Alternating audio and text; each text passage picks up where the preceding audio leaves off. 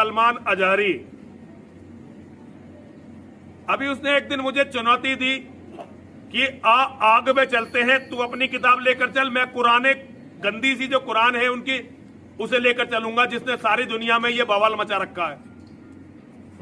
मैंने कहा मुझे धर्म ग्रंथों की जरूरत ही नहीं है, मेरे तो माँ और महादेव मेरे दिल में रहते हैं, मैं तो उनका नाम लेकर तेरे साथ चलूंगा, चल। अब जब उसने मेरी वीडियो सुनी तो उसका लिटरली पेशाब निकल गया। हिंदुओं, मेरे शेरों, मेरे बच्चों, मैं तुमसे इनकी औकात बताना चाहता हूं। उसकी पुरानी वीडियो देख लेना और नई वीडियो देख लेना मेरी वीडियो के बाद की। मैंने तो उससे कोई बहाना नहीं बनाया, मैंने तो कहा चल तू, मैं आ रहा, तू कर शुरू। उसने पहली वीडियो में कहा था कि पहले मैं जाऊंगा फिर बाद में नरसिंहानंद जाए। मैंने उससे कहा दोनों साथ साथ चलते हैं भाई, दोनों साथ साथ चलते हैं और पता चल जाएगा। अब उसने वीडियो बनाई कि पहले परमिशन का इंतजाम मैं करूं। अबे जाहिल, अबे गवार, अबे गधे, अबे मूर्ख, अबे हम मुसलमान थोड़े ही हैं, ये अभी लोकतांत्रिक देश है, अभी इसमें इस्लाम का शासन आया नहीं है, अभी शरीयत लागू नहीं हुई है। जब तक शरीयत लागू नहीं होती, ये दरिंदों वाली, ये भेड़ियों वाली, ये लकड़बग्गों वाली जो हरकतें हैं ना, ये कानूनी नहीं मानी जाती। यहां ऐसा कोई कानून नहीं है कि सरकार जो है ये इजाजत दे दे कि तू और मैं आग में कूद जाए। आज के हालात हिंदुस्तान के, जिससे आप सब बाखबर हैं कि हुजूर पाक सल्लल्लाहु ताला अलैहि वसल्लम, इस्लाम, कुरान और रब्बे ज़ुल जलाल की शान में गुस्ताखी पे गुस्ताखी हो रही है, और मज़ीद ये कि ये गवर्नमेंट और हुकूमत की पुश्त पनाही में हो रही है। अगर ऐसा नहीं होता तो ये चंद खबीस खुले सांड की तरह 1.5 महीने से नहीं चीख रहे होते। अभी अभी जिस मलून नरसिंहानंद की गुस्ताखियाँ और मुगल्लज़ात और गालियाँ सुन करके हमारे दिल छलनी छलनी हो चुके थे, हम अब पानी सर से ऊपर हो चुका है मुसलमान। हालात इस कदर नाजुक हैं, मुझे ये समझ में नहीं आता अब तक कि हुकूमत इनको अरेस्ट क्यों नहीं करती। इनकी क्या मजबूरी है इनके साथ, या इनके खुद के ये पाले हुए कुत्ते हैं? ये मुसलसल रोज़ाना वीडियो अपलोड करते हैं, क्या इनको पुलिस पूछती तक नहीं है कि तुम इस तरह सांप्रदायिक माहौल कर रहे हो, फितना फैला रहे हो, हिंदुस्तान में अमन अमान ख़राब कर रहे हो? इनको पूछने वाला भी कोई नहीं है। आज की बात मैं बता रहा हूँ, दिल छलनी हो चुका था। मुझे मालूम है कि इनको अब पुलिस अरेस्ट भी नहीं करती और हमारे एहतजाजात और हमारे प्रोटेस्ट से भी कुछ नहीं होता, तो इस फ़कीर कादरी ने उसको मुबाहले का चैलेंज दिया था कि अगर तू अपने बात में सच्चा है तो आ जा, सामने आ जा और देख लिया जाए, पूरी दुनिया भी देख लेगी कि एक मर्तबा हम सामने बैठ कर के मुबाहला कर लें। मुबाहला जानते हैं, अभी जो सबको पता हो चुका है, उनकी ज़ुबान में अग्नि परीक्षा। मेरे इस चैलेंज को उसने स्वीकार किया था, एक्सेप्ट किया था, लेकिन ये भी मैं बता दूं कि क्यों एक्सेप्ट किया उसने। वो बिल में बैठा हुआ चूहा, उसे मालूम था कि गवर्नमेंट इस तरह करने की इजाज़त देती नहीं, इसलिए वो अपने कौम में हीरो बनने के लिए इस तरह की चैलेंज को एक्सेप्ट तो कर लिया। वरना आप सबको मालूम है मेरे मुसलमानों कि पाखंडी और बलात्कारी और माल का पुजारी, उसके अंदर मुबाहला करने की ताकत है, मुबाहला कर सकता है वो। उसका उसके खुद के दीन और धर्म से कोई ताल्लुक नहीं है। मैं ये चैलेंज के साथ कहता हूं, सनातन धर्म से भी उसका कोई ताल्लुक नहीं है। अब मैं जब बार बार उसको ललकारता रहा तो अभी जा करके अब वो मेरे जवाब में कहता है मौलाना मैदान छोड़ करके भाग रहा है, परमिशन की जिम्मेदारी मेरे ऊपर डाल रहा है। आप सब ठंडे दिमाग से सोच करके बताएं, परमिशन की जिम्मेदारी इसको ना दूं तो और किसको दूं? इसलिए कि ये इसके आज हुकूमत इसकी पुश्त पनाही में है और ये नाजायज औलाद में से है उनकी। सारी परमिशन वगैरह की जिम्मेदारी तो तुम्हारी हाथ में है ना, मुझे परमिशन की जरूरत नहीं है।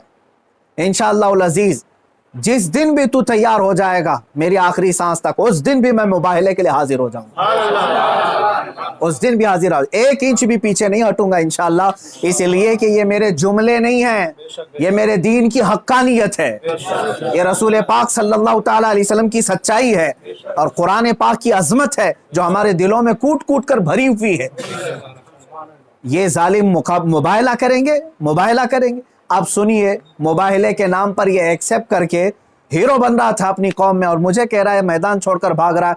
मैं इससे कहता हूं, आप सबको मालूम है ना, चंद दिन कबल ये दिल्ली के प्रेस क्लब ऑफ इंडिया में बैठ करके जहर उगल रहा था, हुजूर पाक सल्लल्लाहु ताला अलैहि वसल्लम की शान में गालियां बक रहा था। आज इसको याद आ गया ये लोकतांत्रिक देश है। आज ये कह रहा है ये लोकतांत्रिक देश है, मौलाना क्या ऐसी परमिशन यहाँ मिलती है? तो खबीस के बच्चे, तुझे ये पहले मालूम नहीं था कि इस लोकतांत्रिक देश में किसी धर्म को गाली नहीं देना चाहिए? मलून नाजायज औलाद, तुझे ये नहीं मालूम कि लोकतांत्रिक देश में किसी धर्म को गाली नहीं दी जाती? जब तू देश के सारे संविधान का उल्लंघन करके जहर उगल सकता है, प्रेस क्लब ऑफ इंडिया में तुझे परमिशन दी जा सकती है, तो इस मुबाहिले की परमिशन क्यों नहीं मिलती?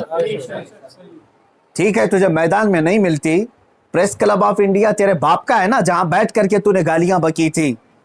मैं आज फिर से कहता हूं मुसलमानों, जरा बराबर भी अपने दिल में हल्कापन महसूस नहीं करना।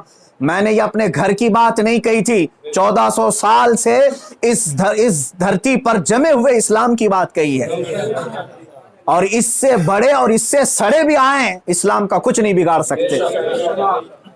मेरे आका सल्लल्लाहु ताला अलैहि वसल्लम की जात पर अगर थूकता है तो ये सूरज पर थूकने के मानिंद है। इसका मुंह अभी चंद दिन बाद देखना इतना काला हो जाएगा कि इसके खुद चेले इससे नफरत करेंगे। हाँ, मेरा अकीदा मेरे रसूल पाक के लिए ये है, या रसूल अल्लाह तू घटाए से किसी के ना घटा है ना घटे। या रसूल अल्लाह, या रसूल अल्लाह तू घटाए से किसी के ना घटा है ना घटेगा। जब बढ़ाए तुझे अल्लाह ताला तेरा, मिट गए मिटते हैं मिट जाएंगे आदा तेरे, ना मिटा है ना मिटेगा कभी चर्चा तेरा। मेरे आका सल्लल्लाहु ताला अलैहि वसल्लम का चर्चा कभी नहीं मिटेगा। हाँ, अब सुनो मेरे अजीजों, इस खबीस मलून ने चैलेंज को एक्सेप्ट करके अपनी कौम में हीरो बनने की कोशिश की थी।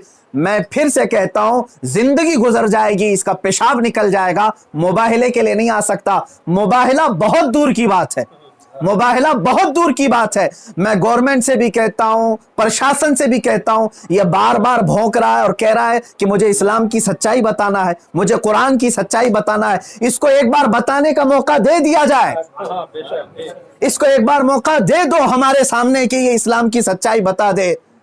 आज इस खबीस के चेलों से भी मैं कहता हूं, तुम अपने गुरु को मना करके ले आ जाओ हमारे सामने। ये बार बार कह रहा है ना कि मुझे कुरान की सच्चाई बताना है, कुरान की। मैं कहता हूं मुबाहिला बहुत दूर की बात है, वो सिर्फ हमारे सामने बैठने की हिम्मत कर ले। जिस दिन वो सामने बैठे और इस्लाम की सच्चाई बताने की बात करता है, कसम रब्बे जुल जलाल की, कसम रब्बे जुल जलाल की, जितनी बातें उसने मेरे नबी की शान में कही हैं, एक बात वो साबित कर दे, उसी दिन मैं अपनी गर्दन दे करके आ जाऊंगा इंशाअल्लाह। मैं वहीं पर अपनी गर्दन दे करके आ जाऊंगा। ये सारे उसके चेलों से भी कहता हूं, तुम जुमलेबाजी कर रहे हो। और इस चैलेंज के बाद अब सोशल मीडिया में बरसात के मेंढक की तरह बहुत सारे आ गए, मौलाना का चैलेंज हमको भी एक्सेप्ट है, हमको भी एक्सेप्ट है। तुम क्या समझ रहे हो, गुडी गुडे का खेल खेलने जा रहे हैं? ये कोई खेल खेलने जा रहे हैं? तारीख पढ़ लेना, पता चलेगा तुम्हें मुबाहिला कहते किसे हैं।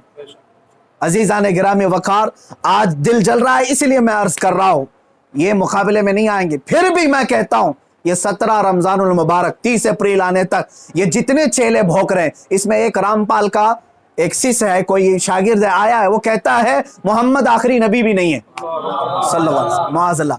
ऐ मुसलमानों, इसने खत्मे नबुव्वत पर भी डाका डाला। वो कहता है रामपाल आखिरी नबी थे, मैं साबित करता हूं और चुनौती को स्वीकार करता हूं। ये सारे पाखंडी एक साथ आ जाएं, एक साथ आ जाएं। और गवर्नमेंट से फिर मैं कहता हूं, अब ये बात बहुत बढ़ चुकी है, मीडिया वाले भी मजाक ना समझें, इनको साबित करने का मौका दें और हम हारने के लिए तैयार हैं। मैं एक नहीं, हिंदुस्तान की 11 बड़ी खानकाएं मेरे साथ खड़ी हैं और तकरीबन 100 उलमाए अहले सुन्नत और मुफ्तियान इज़ाम अभी इसी वक्त दिल्ली आने के लिए तैयार। मेरे अजीजों, ये कोई खेल की बात नहीं कर रहा हूं। अल्हम्दुलिल्लाह 100 तो मैं अपने लिस्ट में रखा हूं, हजारों की तादाद में यहां पर अपनी जान लुटाने के लिए तैयार। ऐ मुसलमानों, अब पानी सर से ऊपर हो चुका है। अब ये 30 अप्रैल और 17 रमजानुल मुबारक की तारीख मैंने ऐलान तो किया, और ये बार बार इसको हल्के में लेकर मजाक उड़ाते। आज भी ये कहता है कुरान को गुंडों की किताब, कुरान कहता है वायरस है, कुरान को कहता है गंदी किताब। कहां मर गया तुम्हारा ज़मीर, कहां मर गया? मुसलमानों, मैं अब आपसे कहता हूं, इस तारीख को मेरे 3 ही ऐलान होंगे। मुझे पहुंचने दिया जाए, मुझे पहुंचने दिया जाए। उससे पहले अगर गवर्नमेंट या इनके कोई भी दबाव में आकर के अरेस्ट करते हैं, उसी दिन समझ जाना है मुसलमानों, इस्लाम की फतह हो चुकी है।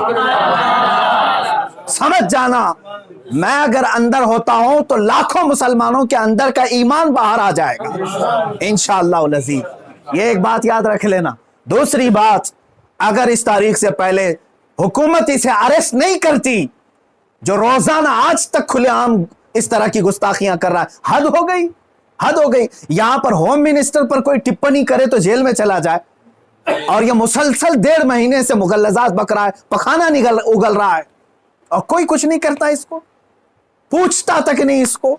और अगर इस तारीख तक या तो उसे अरेस्ट करे, या तो फिर इस तारीख को पूरे हिंदुस्तान भर के मुसलमान कोई भी अपने घर में नहीं बैठेगा इंशाअल्लाह। मेरी इस बात पर लब्बैक कहते हैं आप सुन लें, इसलिए कि अब यहां पर हमारी जमीन जायदाद का मसला नहीं है। ये मत समझ लेना या जमीन मांगने के लिए आ रहे हैं, हुकूक मांगने के लिए आ रहे हैं। अरे मियां, अब तो हमारे जड़ की बात आ गई है।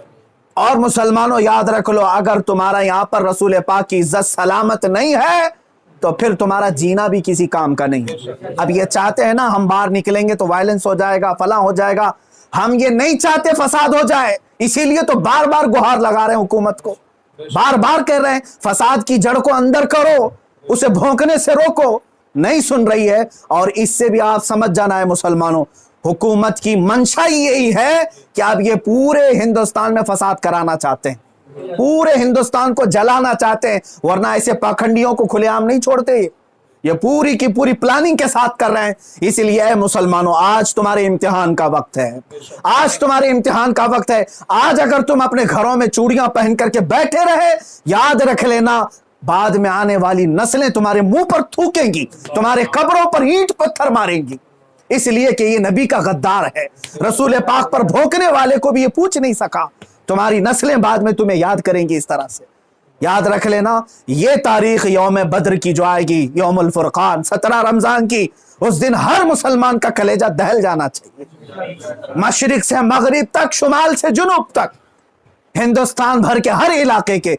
और इस पाखंडी से फिर मैं कहता हूं, तुझे जहां की परमिशन मिले, मेरे नाम से एक लेटर इशू करके दे दे, मेरे नाम से एक लेटर इशू करके दे दे कि ये मुफ्ती सलमान अजहरी आ सकता है मेरे साथ, मुबाहिला बहुत दूर की बात, डिबेट कर सकता है। इतना तो ऐलान करके दे दे, फिर मैं पूरी दुनिया को बता दूंगा कि तेरा पाखंड क्या है। मेरे अजीजों, मैं हिंदुओं से भी कहता हूं, ये हिंदुओं को बदनाम करने के लिए निकला हुआ है, ये माल का पुजारी है, राजनीति खेलने के लिए ये मेरे नबी को इस्तेमाल कर रहा है, राजनीति के लिए इस्लाम को इस्तेमाल कर रहा है। हद हो गई मेरे अजीजों। मैं हुकूमत से कहता हूं, अगर तुम्हें दुश्मनी है ना मुसलमानों से, लो हम सबकी जाने और मार डालो, हमारे नबी पर ना भोंको, इस्लाम के खिलाफ आवाज ना उठाओ। इतनी गलीज बातें वो बक गया। मुझे बताओ, पूरे हिंदुस्तान के मुसलमानों ने कभी हिंदुओं के देवी देवताओं को छेड़ा आज तक? मुझसे सुना आपने कि हम गालियां दे रहे हैं उनके देवी देवताओं को? यह हमारी तहजीब है जो हमें इस्लाम सिखाता है, यह हमारे अखलाक है जो हमें इस्लाम सिखाता है।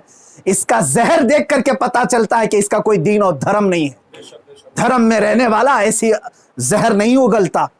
बहरहाल, ये मेरी गुजारिश है मुसलमानों से, या तो फिर ये मुबाहले के लिए तैयार हो जाए, जो इसके लिए जहां जगह हो मेरे नाम से लेटर इश्यू करे, और हुकूमत, प्रशासन, मीडिया इसको हल्के में ना ले, इसको इजाजत दे दे। ये दिखाना चाहता है, ये साबित करना चाहता है इस्लाम को झूठा, कुरान को झूठा साबित करना, उसको साबित करने दे दिया जाए। अगर वो साबित किया, और अगर नहीं साबित कर सका, तो फिर याद रख लेना, सुबह क़यामत तक तुम्हें पहचाना जाएगा, सुबह क़यामत तक तुम्हें पहचाना जाएगा। अजीज़ान गिरामी वक़ार, ये मुबाहले की बात चलती रहेगी और मेरी ये चुनौती बरकरार रहेगी। वो कहता है मैदान छोड़ करके भाग रहा है, तू क्या समझता है कि तेरे जैसे पाखंडी हैं यहाँ पर? अल्हम्दुलिल्लाह हम हुसैनी हैं, अगरचे आल में ना हो, लेकिन हुसैनी किरदार हमने बचपन से सुना है। अरे हमारी माँ ने हमें गोद में हुसैन आजम के करबला की दास्तानें सुनाई। हम मात नहीं खा सकते, सर कटा सकते हैं लेकिन सर झुका नहीं सकते इंशाअल्लाह अज़ीज। ऐ मुसलमानों, अपने जज्बों को बेदार रखो। कोई ये कहता है अगर कि ये जज्बात को भड़का रहे हैं, उससे सिर्फ ये कह देना जज्बात का नाम ही जिंदगी है। अब अगर नबी के नाम पर जज्बात नहीं बेदार हुए तो इससे बेहतर है कि तुम मर जाओ, सो जाओ। आप याद रख लेना, ये हुकूमत से भी मेरी गुजारिश है, अपील है, तुम वैसे भी मारना चाहते हो ना, हम आ जाते हैं। बाहर घुट घुट करके मरने से बेहतर है कि हम नामे मुस्तफा पर निकल करके मौत को कबूल करने को हम तैयार हैं। यूं भी तो किसी दिन हमको दुनिया से तो जाना है। अल्लाह के हबीब सल्लल्लाहु ताला अलैहि वसल्लम की इज्जत का परचम बुलंद करके जाएंगे इंशाअल्लाह। सारी खानकाहें, सारे उलमा, सारे मदारी, सारी तहरीकें, सारी तंजीमें, सबसे मैं बड़े अदब से गुजारिश करता हूं, अब वक्त किसी के घर का नहीं, किसी की सज्जादगी का नहीं, किसी की प्रॉपर्टी का नहीं, बल्कि तुम्हारे जाने ईमान का सवाल आ चुका है।